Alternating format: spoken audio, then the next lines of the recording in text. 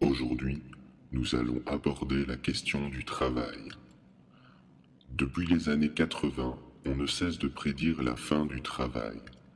L'humanité était devenue si productive que les sociologues s'attendaient tous à voir le temps de travail diminuer jusqu'à disparaître. Pourquoi nous retrouvons-nous dans la situation inverse, à devoir travailler plus pour gagner plus? Avant tout, qu'est-ce que le travail? Le travail est un concept moderne, issu du productivisme, qui fera de notre civilisation la plus travailliste de toute l'histoire de l'humanité. Le mot travail vient du latin tripalium, un instrument de torture. Dans l'Antiquité, le travail était mal considéré et réservé aux pauvres et aux esclaves.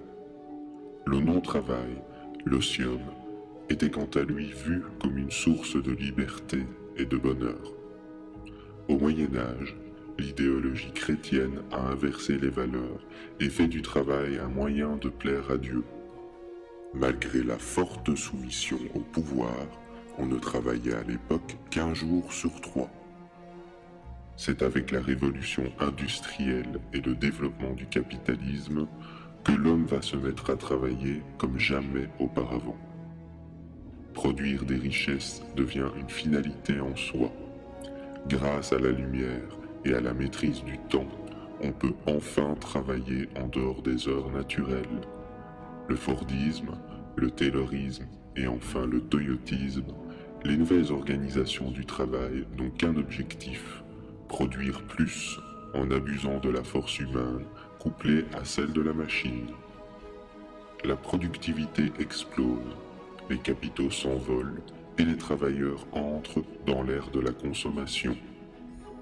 Alors que le travail était depuis 10 000 ans un effort physique ou intellectuel dans le but de répondre à un besoin, il est insidieusement devenu un emploi, c'est-à-dire la soumission d'un individu à un autre en échange d'argent.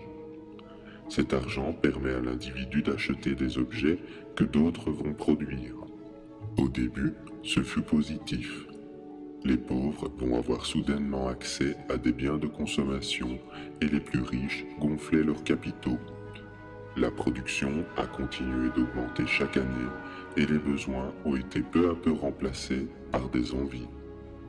Les quantités produites furent telles que 2 solutions étaient possibles. Soit diminuer le temps de travail, soit créer une société basée sur la consommation. C'est ce dernier choix que les syndicaux feront. Chacun commence à rêver de vivre dans le luxe, un peu comme son patron. Juste après la guerre, patrons et ouvriers s'accordent sur le pacte social qui veut concilier productivisme, croissance, travail et consommation, en échange d'un certain nombre de droits sociaux. Consommer devient à la fois un mode de vie et la condition même de la survie de l'emploi. En quoi le travail est-il un problème aujourd'hui? Tout d'abord, qui dit travail dit consommation, dit besoin de ressources naturelles. Or, nos ressources ne sont pas éternelles. Il existe une empreinte écologique et sociale que l'Occident dépasse largement. Aux USA, elle est dépassée de 6 fois, ce qui signifie qu'il nous faudrait 6 planètes pour vivre tous comme eux. Par conséquent, être trop productif, c'est prendre dans la bouche des plus pauvres leurs ressources. Or, la croissance nous oblige à être toujours plus productifs chaque année. Non seulement les ressources se font rares, mais elles proviennent en majorité de pays éloignés du nôtre. Le productivisme, qui se nourrit du travail de chacun, rencontre sa première limite, matérielle. Deuxièmement, le travail est une étape primordiale de l'économie matérielle. Elle transforme la nature en produit utilisable. Lors du cycle de vie d'un objet, d'énormes quantités de pollution sont produites. Cela va des intrants chimiques dans l'agriculture, aux conservateurs dans nos aliments, à la déforestation, en passant par la pollution pétrolière, la destruction des déchets ou le changement climatique. L'activité humaine crée ces pollutions, et l'activité, c'est notre travail à tous. Ainsi, de nombreux boulots, au prétexte qu'ils sont économiquement rentables, sont inutiles, voire nuisibles pour la société. Il est tout de même curieux que les secteurs les plus rentables soient aussi les plus critiquables.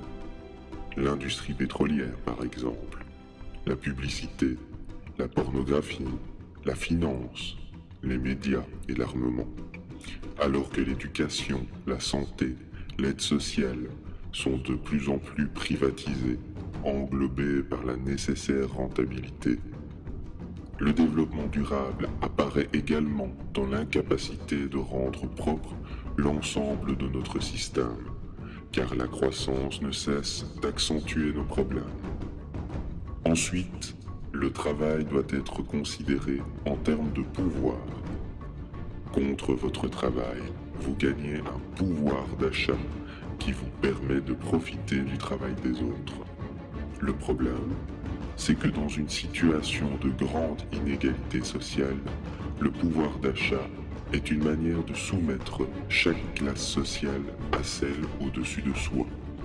En achetant une télévision, vous utilisez votre pouvoir de faire travailler 200 personnes à sa fabrication, de la faire parvenir au magasin par avion et livrer à votre domicile par un sous-traitant d'un grand magasin.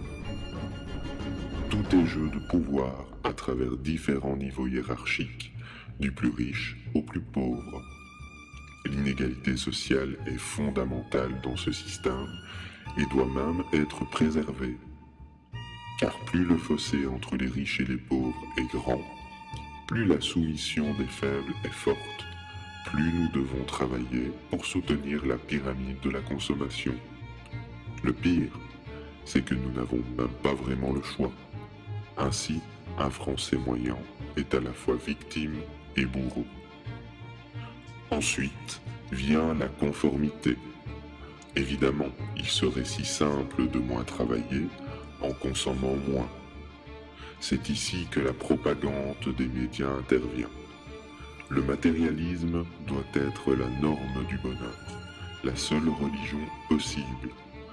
Pas moins de 500 milliards d'euros sont dépensés en campagne publicitaire chaque année pour créer le manque là où il n'existe pas.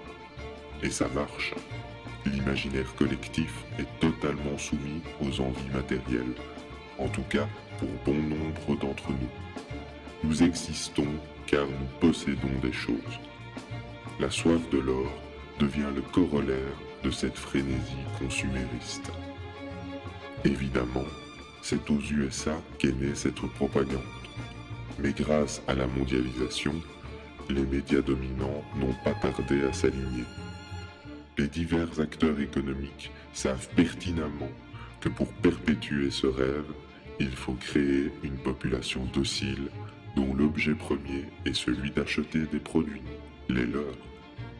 Rien de neuf ici. Rappelez-vous de ce bon vieux Picsou, parti de rien, travaillant dur pour devenir le plus puissant, alors que son neveu Donald est exploité pour un salaire misérable. La doctrine capitaliste est enseignée aux enfants à leur insu. Et ce bon vieux Donald, pauvre, obligé de travailler, eh bien c'est vous, c'est nous.